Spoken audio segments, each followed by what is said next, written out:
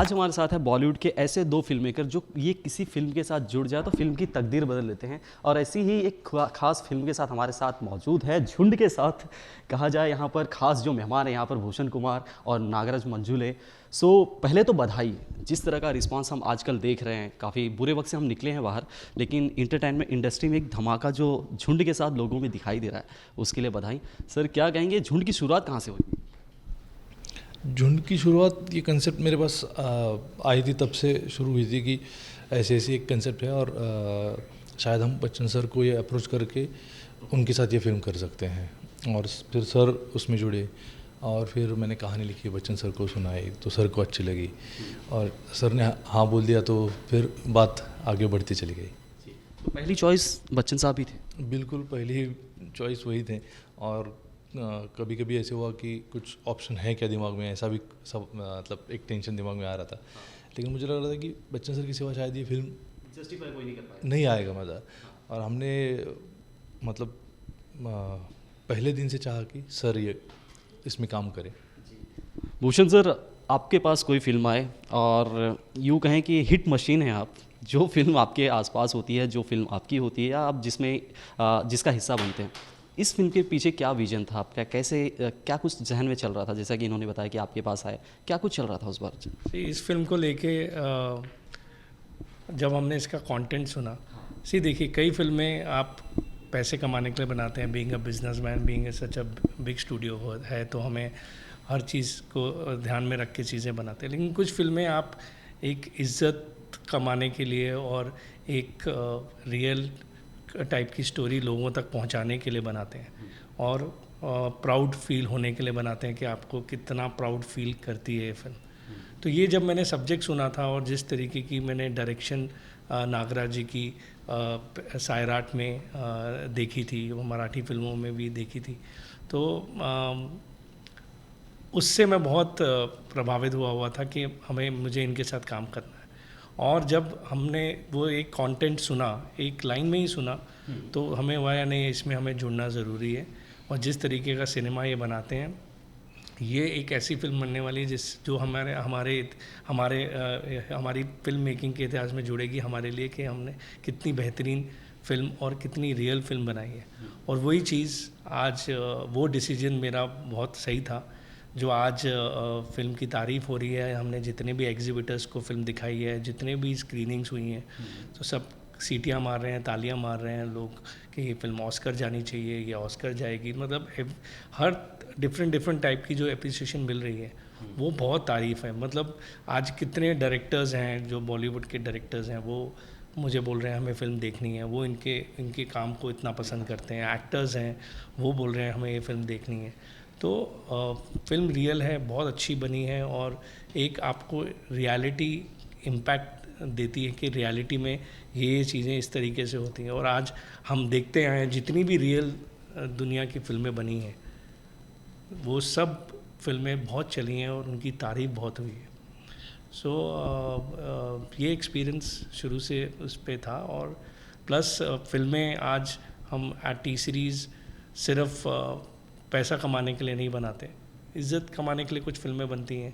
और ये फिल्म ऐसी है जिसमें हम पैसे कमाएं ना कमाएं, हमें इज़्ज़त मिल गई तो that is more than money for us in this particular film, because ये एक वैसी प्रेस्टिजियस फिल्म बन चुकी है और जिसका अब हमें बेसब्री से इंतज़ार है कि हम पब्लिक को 4 मार्च को थिएटर्स में दिखा सकें।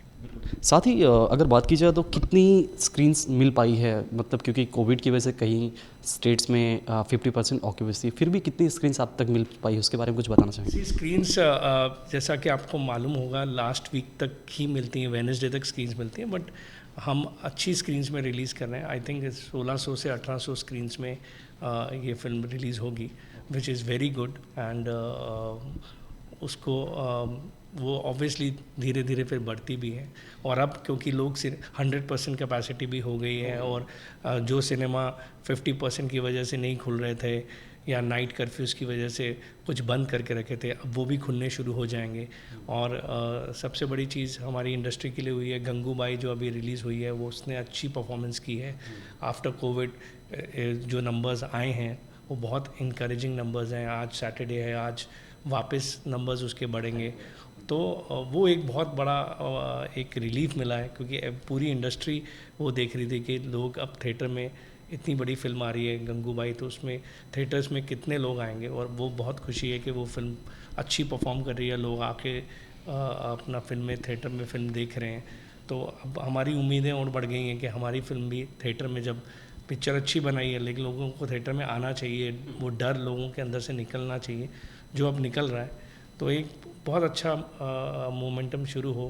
एंड हम प्रे करते हैं कि ये चीज़ अब रुके ना, कोई ऐसी कोविड का वेरिएंट या कोई ऐसा सिचुएशन वापस ना आए, और बाय गॉड ग्रेस ये सब चीज़ें इस तरीके से चलती रहें, क्योंकि इस कोविड की वजह से बहुत, सिर्फ फिल्म इंडस्ट्री नहीं, लेकिन थिएटर इंडस्ट्री को जो इम्पैक्ट हुआ है वो बहुत बड़ा इम्पैक्ट हुआ है। मतलब हम लोगों ने, प्रोड्यूसर्स ने को एक ऑप्शन मिला तो हमने कई फिल्में OTT पे रिलीज़ कर ली, बट थिएटर ओनर्स के लिए, स्पेशली सिंगल स्क्रीन वाले जो थिएटर्स हैं, जो सिर्फ उसी पे उनका ब्रेड एंड बटर चलता है, उनके लिए बहुत बड़ी राहत है। तो I am very happy as a producers, because हमारे लिए वो बहुत इम्पॉर्टेंट,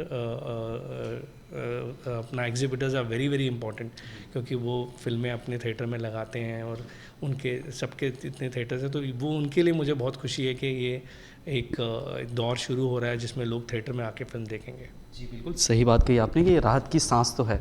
सर इतनी बड़ी कास्ट, क्यों मैं देख रहा हूँ यहाँ पर पोस्टर में, इतनी बड़ी कास्ट को साथ लाना, वो भी बिग बी के साथ, कितना बड़ा चैलेंज था, और ये किसी सपने से कम नहीं होगा, तो कितना बड़ा चैलेंज था ये। एक चीज़ मैं ऐड करना चाहूँगा इसमें कि ये जितनी भी कास्ट है, इनको इन्होंने 1-1.5 साल ट्रेन किया है, और ये रियल स्लम के लोग हैं, ये कोई ट्रेंड एक्टर्स नहीं हैं।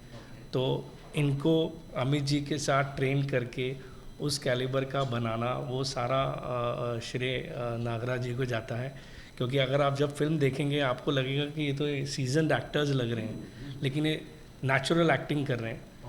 सिर्फ इनको एक्टिंग में ट्रेन उस तरीके से किया गया है, मेरे को जहाँ तक लगता है, मैंने बात सुनी कि स्क्रीन के आगे या बच्चन साहब के आगे कंफ्यूज नहीं होना है, नर्वस नहीं होना है, और बाकी जो इन्होंने रियल एक्टिंग की है, और जिस तरीके से बच्चन साहब के साथ जब आप फिल्म देखेंगे, वो बहुत आई थिंक मतलब रियल एक्टर्स भी उतनी परफेक्ट परफॉर्मेंस नहीं दे सकते।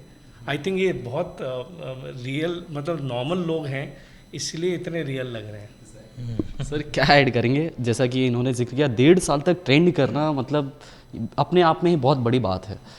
मतलब ये जब पहले हमने शेड्यूल की थी फिल्म शूट का, जब शेड्यूल लगाया था, तब उससे पहले लगभग 6-7 महीने मैंने उनको साथ में रख के, मिल के, मतलब हम जैसे कहते हैं ना कि उससे ट्रेनिंग कहे या उनका कॉन्फिडेंस लेवल, क्या समझाने की ये बहुत ज़रा अजीब बात है कि अभी इसमें डिटेल में बताना, लेकिन बहुत लोग हैं कि जिनमें टैलेंट होता है लेकिन कॉन्फिडेंस नहीं होता है। तो आप अगर कॉन्फिडेंस देंगे तो ही शायद वो कुछ कर पाएंगे। तो ये मुद्दा होता है कि उनको जो कैमरा है, अगर एक अच्छा खासा आदमी भी कैमरा देख के मतलब नर्वस हो जाता है, और मतलब उसका परफॉर्मेंस ठीक से नहीं कर पाता है, और कैमरा चीज़ ऐसी ही है। तो उनको वो ये जो प्रोसेस है, ये जो टेक्निकल चीज़ें हैं, इनका डर उनके मन से निकालना और एक कॉन्फिडेंस देना, जो काम कर रहे उसका महत्व समझाना। और बच्चन सर के साथ आप काम कर रहे तो आपको कितना ज़रूरी है कि आप ठीक काम करें, या वो हमारी जो शूटिंग होती है उसका वक्त होता है, और वो प्रोसेस जितना जल्दी हो ख़त्म, वो सब बातें समझाना। तो ये सब है उन चीज़ों में। तो वो सब हमने किया, लेकिन हमारा शूटिंग थोड़ा पोस्टपोन हुआ, तो और 1 साल हमको मिल गया। तो ये बच्चों के लुक भी जो बने, जो हमने किसी को बाल काटने नहीं दिए थे, फिर उसके बाद जब शूटिंग शुरू हुआ तो उनका एक डिज़ाइन, मतलब जो है ना लुक का डिज़ाइन किया और ये किया, तो वो बहुत, मतलब कहते हैं ना कभी कभी चीज़ें आपके मन जैसी नहीं होती। और बच्चन सर शायद उन्होंने भी ये बात मुझे बताई थी, और बाबूजी जो हैं हरिवंश राय बच्चन सर, तो उनकी ये बात है कि जो मन का हो अच्छा, अगर नहीं हो तो वो भी अच्छा है।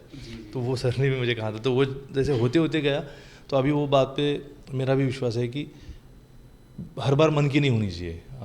तो पहले मुझे बहुत दुख होता था कि हमारा सेट निकालना पड़ा पुणे से, और ये, लेकिन जैसी फिल्म बनी है नागपुर में, हमको बाद में मौका मिला कि शूट कर पाएँ, और जो लुक आया फिल्म का, तो इतना रियल और इतना रंगीन और इतना अच्छा है कि वो शायद पहले नहीं मिलता। मैं इस पे ही ऐड करना चाहता था कि जिस तरह 4 साल से ज़्यादा का वक्त लगा इस फिल्म पे, और यूँ कहें कि पहली फिल्म में बहुत ही इमोशंस जुड़े होते हैं इस फिल्म के साथ, और आपकी लगातार काफ़ी सालों की मेहनत रही, तो कहीं टूट से नहीं गए आप कि ये क्या हो रहा है? लगभग 4 साल का वक्त देना एक फ़िल्म को, वो भी पहली फ़िल्म, और जहाँ पे आप हिंदी सिनेमा में पूरे देश के सामने अपनी फ़िल्म को रखेंगे, तो कहीं टूटे नहीं आप? देखिए मतलब जिस बात का प्रेशर था वही मेरी प्रेरणा भी थी। बच्चन सर के साथ काम कर रहा हूँ, ये मेरी बहुत बड़ी प्रेरणा थी, और मैं मायूस नहीं हो सकता था, क्योंकि आपको टेंशन आ रहा है, लेकिन फिर भी बच्चन सर की फिल्म करके आपको टेंशन आ रहा है। आपको घर बैठ के भी टेंशन आ सकता है, और या कोई किसी और प्रोसेस का भी टेंशन आ सकता है। कोई बहुत ही उन्नत चीज़ का प्रेशर लो तो वो भी अच्छी बात है। और जो बच्चे हैं उनके लिए मैं फिल्म उनको भी कास्ट किया था, तो ये डिले होता रहा था, कुछ कठिनाइयाँ आती रही, और फिर कोविड आया, लेकिन ये प्रेरणा ही थी। और भूषण कुमार जी थे, हमारे बाकी प्रोड्यूसर मेरे साथ थे, तो ये भी बहुत स्ट्रांगली मेरे साथ खड़े रहे, तो टूटने की कोई ज़रूरत नहीं थी, और इतनी आसानी से टूटना भी कोई अच्छी बात है नहीं। जी। साथ ही फाइनल कमेंट लेना चाहूँगा, क्योंकि टाइम हमारे पास कम है। नर्वस हैं क्योंकि कुछ ही दिन बचे हैं, कुछ ही घंटे बचे हैं फिल्म के रिलीज़ को लेकर? मैं खुद के लिए नर्वस नहीं हूँ, और फिल्म के लिए भी नहीं हूँ, लेकिन एक ही चीज़ है कि बच्चन सर के साथ काम किया है, और लगता है कि लोगों को पसंद आए। मतलब ये मेरा ख्वाब वैसे कुछ नहीं था, कभी सपने में भी सोचा नहीं था कि मैं बच्चन सर के साथ काम करूँगा, लेकिन कर दिया है, तो उसका एक थोड़ा सा नर्वसनेस आता है। वरना मैं फिल्म ने ऐसा ही करना चाहिए, यही करना चाहिए, ऐसा कभी सोचता नहीं था, क्योंकि मैंने जो कुछ नहीं सोचा था वही मेरी ज़िंदगी में हुआ है। तो सोच के कुछ होता है ऐसे मैं मानता नहीं हूँ। आप ज़िंदगी में जो आगे बढ़ते हो, बहते समय के साथ जो आप कर पाओगे वो हो सकता है, लेकिन इस बार थोड़ा नर्वसनेस है कि लोगों को ये फिल्म पसंद आए, और बच्चन सर के साथ मैंने काम किया है, पहला काम है, और मेरे सबसे पसंदीदा एक्टर के साथ मैंने काम किया है, तो बस लोगों को पसंद आना चाहिए, यही है। जी सर, आप फाइनली क्या कमेंट करेंगे, क्योंकि आपने बच्चन साहब के साथ काम भी किया हुआ है और एक अच्छे रिश्ते रहे हैं, तो आप क्या फाइनल कमेंट करना चाहेंगे हमारे दर्शकों को भी, और क्या कुछ कहना चाहेंगे? मैं यही कमेंट करना चाहूँगा, बहुत मेहनत से बहुत अच्छी रियल फिल्म बनाई गई है, और तो इसको, और हमने इसको, जैसे कि आपने बताया कि साढ़े तीन साल नागराज जी ने और हमारी पूरी टीम ने इसमें मेहनत की है, और सारे जो ये बच्चे हैं और जो ये अपना स्लम किड्स हैं, इन्होंने जिस तरीके की मेहनत करी प्रेप के टाइम और शूटिंग के टाइम, तो इस फिल्म को बड़े स्क्रीन पे हमने जिसका रिस्क लेके रोकी चीज़ें कि भैया कि हम इसको OTT पे नहीं लाएंगे, हम इसको बड़े पर्दे पे करेंगे, क्योंकि इस टाइप की फिल्म बड़े पर्दे पे होनी चाहिए, तो वो जाके थिएटर में देखें, और थिएटर में फैमिली के साथ इसको एक्सपीरियंस करें, और देखें कि जिस तरीके की मेहनत हम लोग सब लोगों ने की है इस पर। थैंक यू सो मच हमसे बात करने के लिए। उम्मीद करते हैं कि जब 4 मार्च को फिल्म रिलीज़ होगी तो झुंड में पूरी प्रिकॉशन के साथ जो ऑडियंस है थिएटर फिल्म देखने के लिए आएगी। थैंक यू सो मच हमसे बात करने के लिए। कैमरा राजेश हेलगांवकर के साथ मैं उमेश शुक्ला, आज तक मुंबई।